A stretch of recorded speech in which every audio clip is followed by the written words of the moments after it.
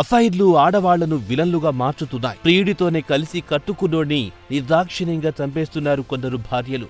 అక్రమ సంబంధానికి అడ్డుగా ఉన్న భర్తను చంపేయాలని ప్రియుడికి హుకుం జారీ చేస్తున్నారు. భర్తను చంపడానికి ప్రియుడితో కలిసి స్కెచ్లు వేస్తున్నారు. తర్వాత దాన్నుంచి తప్పించుకోవడానికి దొంగ ఏడుపులు ఏడుస్తూ పోలీసులను పక్కదారి పట్టిస్తున్నారు. అయితే ప్రస్తుతం భర్తలను భార్యలు దారుణంగా మర్డర్ చేస్తున్న ట్రెండ్ నడుస్తున్న క్రమంలో పోలీసులు తమ ఇన్వెస్టిగేషన్ ను భార్యల నుంచి ప్రారంభించేసరికి డొంక కదులుతోంది.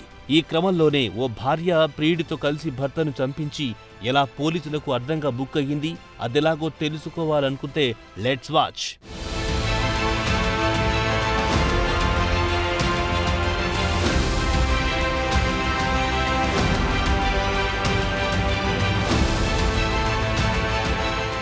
అక్రమ సంబంధాల కోసం భార్యలు ఎందాకైనా తెగిస్తున్నారు. వివాహ బంధానికి మాయని మచ్చని తెచ్చిపెడుతున్నారు. ప్రియుడి మోజులో పడి పచ్చని కుటుంబాలు రక్తాన్ని పారిస్తున్నారు. చివరికి కటకటాల పాలవుతున్నారు. ఇలాంటి సంఘటన ఉత్తరప్రదేశ్ లోని షామ్లీ జిల్లాలో చోటు చేసుకుంది. డీటెయిల్స్ లోకి వెళితే షహనవాజ్ కు మైఫ్రీన్ తో వివాహమైంది. కానీ ఆమెకు వారి దగ్గరి బంధువు అయిన తస్వర్ తో వివాహేతర సంబంధం ఉంది. ఇద్దరు రహస్యంగా కలుసుకునేవాళ్లు. అయితే ఈ విషయం కాస్త ఆమె భర్త షహనవాజ్ కు తెలిసి భార్యాభర్తలిద్దరి మధ్య గొడవలయ్యాయి. తస్వర్ తో కలవద్దని భర్త మైఫ్రీన్ కు కండిషన్ పెట్టాడు.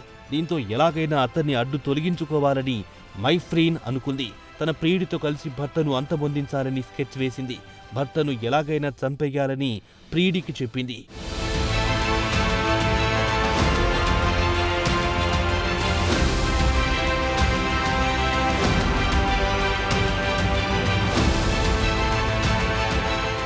ఇక ఈ క్రమంలో షహనవాజ్ తన బావమరిది పెళ్లికి భార్యతో కలిసి మోటార్ సైకిల్ పై బయలుదేరాడు. మరో బైక్ పై వచ్చిన ఇద్దరు వ్యక్తులు రోడ్డుపైనే అటకాయించి షహనవాజ్ తో గొడవ పడ్డారు. తర్వాత వారితో పాటే తెచ్చుకున్న కర్రలతో కొట్టి కత్తులతో దారుణంగా షహనవాజ్ ను పొడిచారు.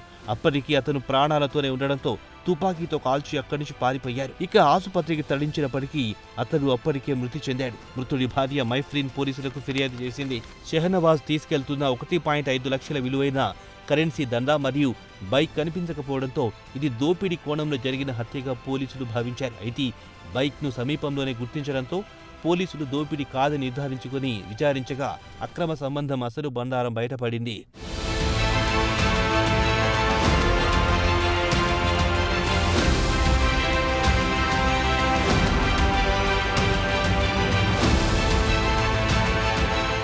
పోలీసులు తసవర్తో పాటు మరొక నిందితుడిని అరెస్ట్ చేశారు. హత్యకు ఉపయోగించిన ఆయుధాలను స్వాధీనం చేసుకున్నారు. సీసీటీవీ ఫుటేజ్ ఆధారంగా మిగిలిన నిందితులు మరియు పరారీలో ఉన్న మైఫ్రీన్ కోసం గాలింపు చర్యలు ముమ్మరం చేశారు.